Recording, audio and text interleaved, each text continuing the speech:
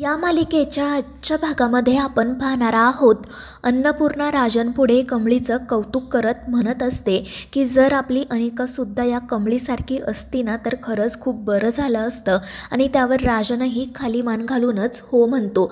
त्यानंतर कमळी भाषण करण्यासाठी उभी राहते, मात्र अनिकाचे सगळे फ्रेंड्स मोठमोठ्याने तिला लूझर म्हणून चिडवत असतात, त्यामुळे कमळी थोडीशी घाबरून जाते। पण मग ती अन्नपूर्णाकडे पाहते, अन्नपूर्णा तिला आत्मविश्वास देते आणि भाषणासाठी बेस्ट ऑफ लक विशही करते। त्यामुळे कमळी आत्मविश्वासाने तिच्या भाषणाला सुरुवात करते। तिच्या भाषणाचा विषय असतो माझी आई आणि मग त्यानंतर ती आईविषयी बोलायला सुरुवात करते। तिचं बोलणं सगळेजण अगदी मंत्रमुग्ध होऊन ऐकत असतात। हळूहळू अनिकाचे ते मित्रमैत्रिणीसुद्धा गप्प होतात आणि कमळीचं भाषण ऐकू लागतात। आणि त्यावेळी अन्नपूर्णा राजनला म्हणते की मला तर आत्तापर्यंत फक्त असंच वाटत होतं की तूच तुझ्या आईवर इतकं प्रेम करतोस, पण या मुलीचं बोलणं ऐकून असं वाटलं की ही देखील तुझ्यासारखीच तिच्या आईवर खूप प्रेम करते। आणि ते ऐकून राजनही कौतुकाने कमळीकडे बघत असतो। तर दुसरीकडे सरू कमळीच्या फोनची वाट पाहत असते। तिला कमळीसोबत घालवलेले सगळे क्षण आठवत असतात आणि नकळतपणे तिचे डोळे भरून येतात। दुसरीकडे कमळी आईविषयीच बोलत असते। सरूने तिच्यासाठी आत्तापर्यंत जे काही केलेलं असतं ते ती सर्वांना सांगत असते आणि तिचं ते भरभरून बोलणं ऐकून सगळ्यांनाच तिचं खूप कौतुक वाटू लागतं। आणि मग शेवटी कमळी आईसाठी एक छान कवितासुद्धा म्हणते आणि मग सगळेजण अगदी उठून तिच्यासाठी टाळ्या वाजवू लागतात आणि हे पाहून रागिनी कामिनी तर खूपच चिडतात। दुसरीकडे तो अनिकाचा मित्र आणि मैत्रीण कसेबसे वॉशरूममधून बाहेर येतात। बाहेर आल्यानंतर त्यांना प्रश्न पडतो की स्टेजवर नेमकं आहे तरी कोण, कोणासाठी इतक्या टाळ्या वाजतायत। आणि त्याचवेळी अनिका त्या ठिकाणी येते। ती खूप चिडलेली असते आणि त्या दोघांना विचारत असते की कुठे गेला होता तुम्ही, मी तुम्हाला जे काम सांगितलं होतं ते तुम्ही का नाही केलंत। आणि ते ऐकून अनिकाची मैत्रीण म्हणू लागते की अनिका तू दिलेली पावडर आम्ही ज्यूसमध्ये मिक्स केली होती, पण आता आम्हाला असं वाटते की कदाचित तो ज्यूस आम्हीच पिलो आणि बघ ना म्हणून आम्हाला किती त्रास होतोय ते। आणि हे ऐकून अनिका तर खूपच चिडते आणि त्या दोघांवर ओरडू लागते। ती म्हणत असते की आज फक्त तुमच्यामुळे सगळेजण त्या कमळीचं कौतुक करतायत, तिच्यासाठी टाळ्या वाजवतायत आणि ती मात्र माझ्या पुढे ॲटिट्यूड दाखवते। अनिकाचा तो राग पाहून ते दोघेही जण खूपच घाबरतात। तर साहिबा लपूनच त्यांचं बोलणं ऐकत असतो आणि मग तो हसतच स्वतःशी म्हणू लागतो की अनिका मॅडम, जर तुम्ही कमळीला आणि निंगीला त्रास देण्यासाठी असे कांड करत राहिलात ना तर ते सगळे तुमच्यावरच उलटतील। कारण जोपर्यंत हा साहिबा इथे आहे तोपर्यंत त्या दोघींच्या बाबतीत काही चुकीचं घडणार नाही आहे। आणि मग तो स्वतःचीच पाठ थोपटवून घेतो आणि त्याच्या कामासाठी निघतो। तर दुसरीकडे अनिका तिच्या त्या मित्रावर आणि मैत्रिणीवर ओरडत असतानाच कामिनी त्या ठिकाणी येते आणि अनिकाला शांत करते। ती म्हणत असते की अनिका, तू या दोघांना काम सांगण्यापेक्षा जर स्वतः केलं असताना तर तुझं काम पूर्ण झालं असतं। माणसाने कधीच कोणावर डिपेंड राहू नये। आणि त्यावर अनिका म्हणते की हो ग्रॅनी आजी, पण आता मग आपण करायचं तरी काय। आणि त्यावेळी ते दोघेजण अनिकाची पुन्हा माफी मागू लागतात, मात्र ती मोठमोठ्याने त्यांच्यावर ओरडत असते। त्यामुळे ते दोघेही जण अगदी घाबरून जातात। तर कामिनी त्यांना सांगते की ती आत्ता थोडी अपसेट आहे, त्यामुळे अशी बोलते, तुम्ही आत्ता जा इथून, उद्या तिच्याशी बोला। आणि मग त्यानंतर ते दोघेजण तेथून निघून जातात।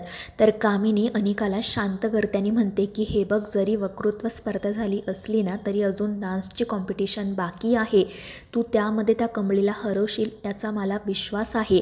मात्र अनिका म्हणते की ग्रॅनी आजी, जर तसं नाही झालं तर मग काय करणार आहोत आपण। पण कामिनी म्हणते की हे बघ, तू माझी नात आहे, त्यामुळे अजिबात असं निगेटिव्ह बोलायचं नाही। त्या कमळीचं काय करायचं हे आता मी बघते, तू फक्त डान्स कॉम्पिटिशनसाठी तयार हो। आणि त्यावर अनिकाही हो म्हणते। तर दुसरीकडे ऋषी अन्नपूर्णाला आणि राजनला ऑफिसमध्ये घेऊन चाललेला असतो। तितक्यात कमळी आणि निंगी त्या ठिकाणी येतात। राजन कमळीला म्हणत असतो की कमळी बेटा, तू खरंच खूप छान भाषण केलं, तुझं बोलणं ना ऐकतच राहावं असं वाटत होतं। तुझं बोलणं ऐकून मला कोणाची तरी आठवण आली। आणि मग त्याला सरूचा चेहरा आठवू लागतो। आणि मग त्यानंतर अन्नपूर्णा देखील कमळीचं कौतुक करत म्हणते की खरंच खूप छान बोललीस तू, तुझं कौतुक करावं तितकं कमी आहे। तर कमळी म्हणत असते की आजी मी जेव्हा स्टेजवर गेले ना तेव्हा मला खरं तर खूप भीती वाटत होती, पण मग मी तुमच्याकडे पाहिलं, तुम्ही मला आत्मविश्वास दिला आणि म्हणूनच मी हे भाषण करू शकले. आणि कमळीचं ते निरागस बोलणं ऐकून अन्नपूर्णाला तिचं अजूनच कौतुक वाटतं. ती म्हणत असते की खरंच खूप गोड आहेस तू आणि तुझ्या तोंडून आजी ही हाक ऐकायला मला खूप आवडतं. आणि मग त्यानंतर ऋषी त्यांना ऑफिसमध्ये जायला सांगतो आणि प्राजक्ताला तिथे बोलावून घेत म्हणतो की हे बघ, या दोघींना डान्स कॉम्पिटिशनसाठी तयार कर. त्यावर प्राजक्ता ही हो म्हणते आणि त्यांना एका रूममध्ये जायला सांगते. दुसरीकडे अनिका एका रूममध्ये तिचा मेकअप करत असते. तिने एक प्रोफेशनल मेकअप आर्टिस्ट बोलावलेला असतो आणि तिच्या एका मैत्रिणीला तिचे व्हिडिओ काढायला सांगितलेले असतात.